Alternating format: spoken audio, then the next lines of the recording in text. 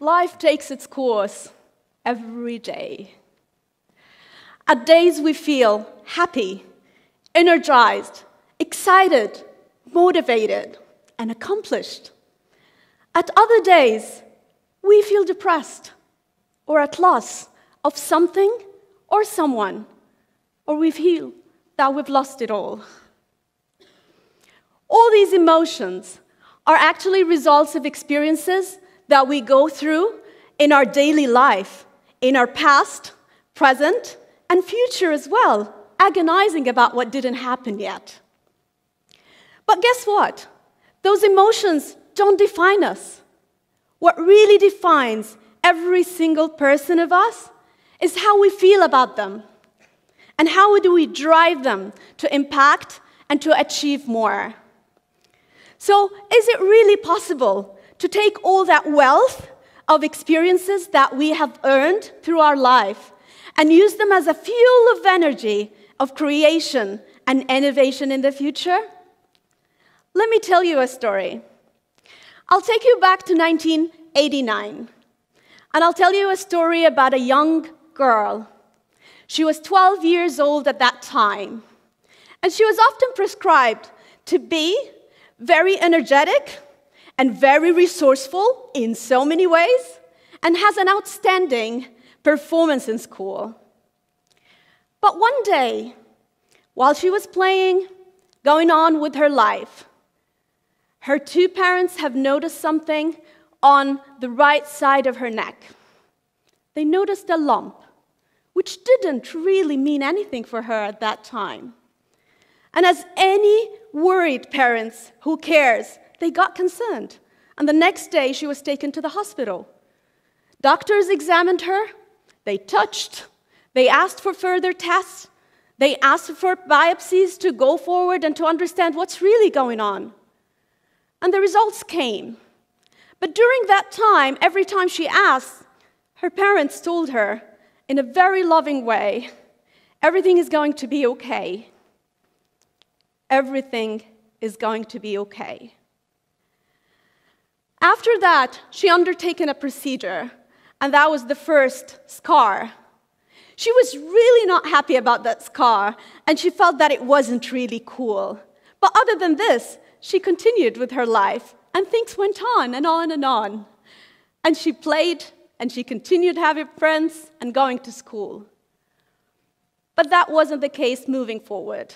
She had to go back to the hospital, and in one of these days, the doctor asked for her to take a certain procedure. This procedure requires that she gets into a room on her own in isolation for 6 days. She got worried again, but her parents told her that it's going to be okay. So that day, she got dressed in that gown. They asked her to take anything she likes to have with her in the room, and she won't worry about it afterwards because she has to get rid of it after that. She didn't know what that means. She walked at that corridor, and at the end of a very long corridor, there was a room with a lot of signs on it. They took her inside, she sat on the bed, and her parents said goodbye to her, and the doctor assured her that things are going to work well. And then 2 technicians came. They were dressed up in something that looked so thick and gray, with very thick gloves, pushing a cart that had 6 cans. They looked like as if they're about to enter a nuclear plant. And she was really terrified at that time. They opened the can, and they asked her to take every pill and drink a cup of water after each one of them. That was done, and they told her, we'll see you in 3 days. She sat, and the only way of communication with the outside world was through a glass window on the door that she could see the face of her parents through, and she can get phone calls and hear their voice. The food was given to her through a small window at the bottom of the door where they push it 3 times a day. And someone would come after every couple of days to come and see and measure something. They have a stick. But she was still okay.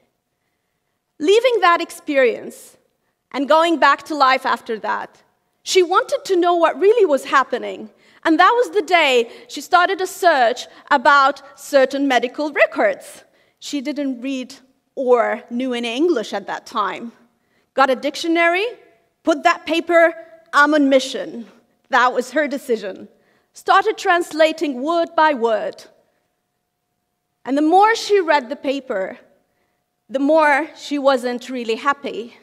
And she started to realize, I wish I didn't know. She started to think, am I not going to be the doctor that I always dreamed of? Am I the reason that my parents were actually not happy or worried or sad at that time? Or am I going to die? It could be just a child's thinking, or maybe any human's thinking at such a position. But guess what? That girl was okay, as her parents told her before. And she continued on. She took exams at the bed, She played with her parents, and she made friends with doctors, with patients, with even visitors whom she didn't know in the hospital.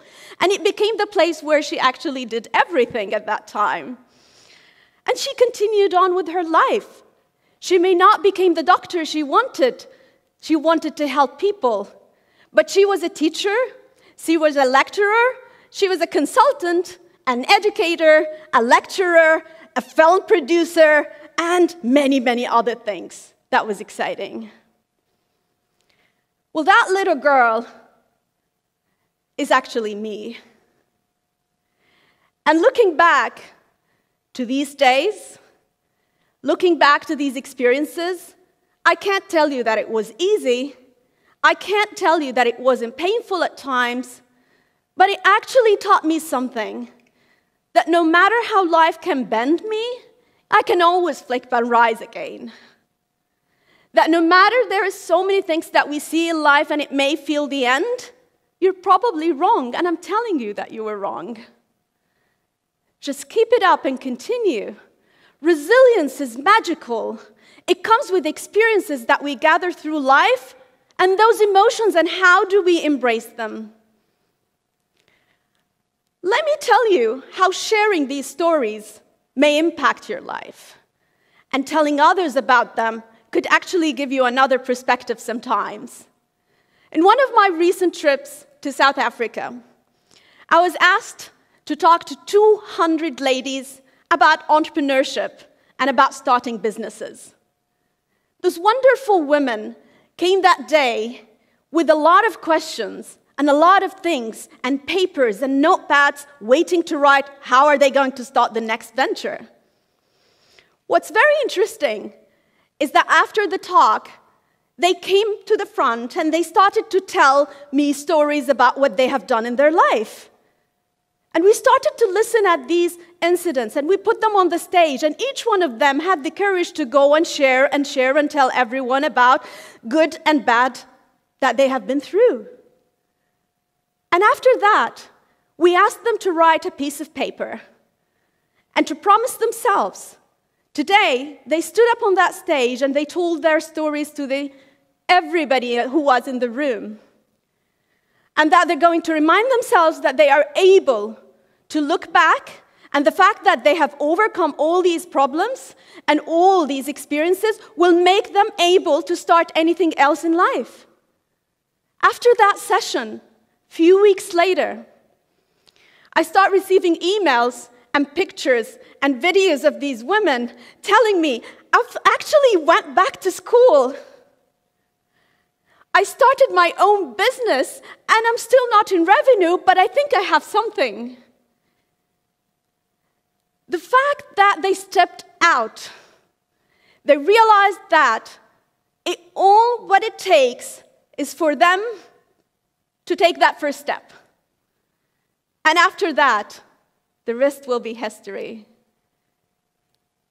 It takes so much from us to get back these experiences and summon them and bring them and put them back into perspective. But that was really a learning thing for me and a learning moment where I realized that really nothing is impossible.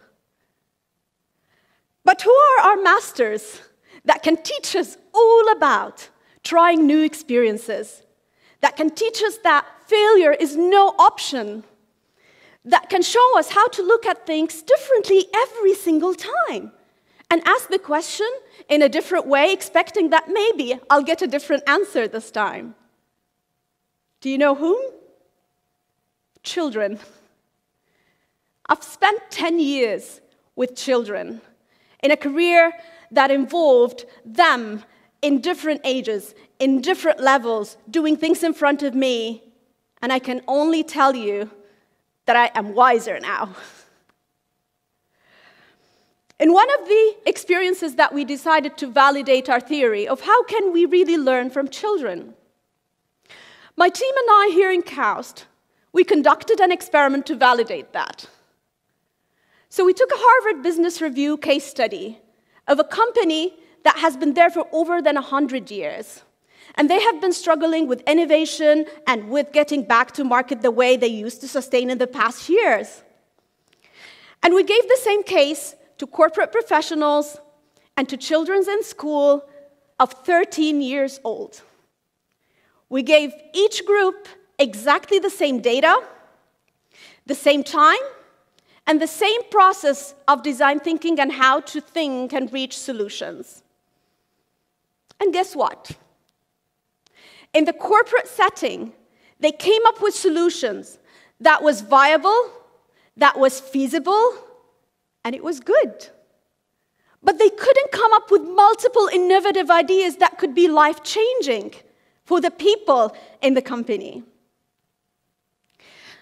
And on the other hand, we have the children. Since the first moment we gave them the challenge, they started asking questions. They started going and finding resources. They started asking their friends, do you know about this? Do you know about this country? Do you know about those people? And then they got into prototyping and experimenting and sketching and drawing. And each one of them came up with more than one idea that we compared to what the company actually did afterwards to save themselves. And it was quite really good, even with extras that we did not expect from the children. It was amazing. Why do you think that happened? In a corporate setting, we have our own experiences throughout all these years. An experience sometimes can stop us from thinking differently, from seeing what's there on the other side. We need to learn when to draw that line, when to use our experiences and let it merge with whatever solution we're creating. We need to allow our minds to see things as if we're seeing them for the first time. If we get influenced every time by experiences, how do we expect anything new? That's why children can see things better. That's why we should be seeing things better now if we look at them differently. Another point, they were not afraid of failing. It didn't really matter so much for them. They were having fun. They enjoyed it, they drew, and they gave all of these solutions, and it was quite good. After all of that, and after all of these experiences that I've seen with people, with children, with entrepreneurs, we've realized today that it's only you who can make the difference about your wealth of experiences. Resilience is key. Resilience is important. If life punches you today, punch back. If you haven't learned to do this, learn it today. Education does not define who we become in the future, not all the times. Learning does.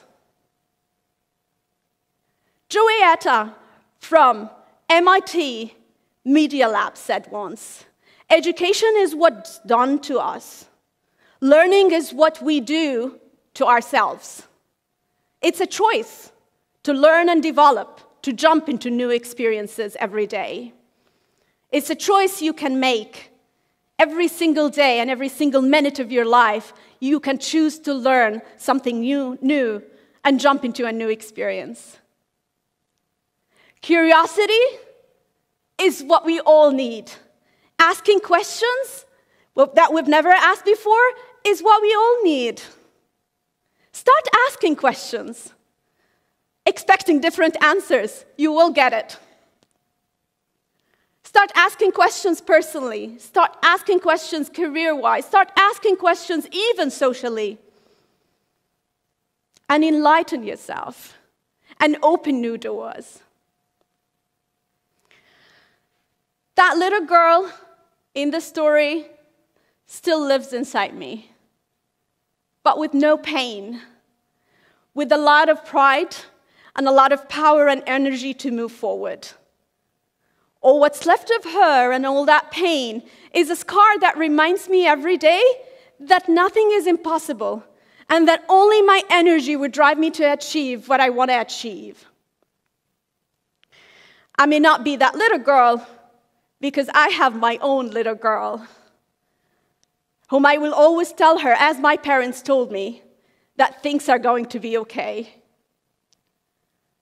My parents are here in the room today, and I only want to say that I will always repeat that things are going to be okay, and that's what I'm going to tell everyone, children, entrepreneurs, and companies, that try it, and you will reach what you want to reach.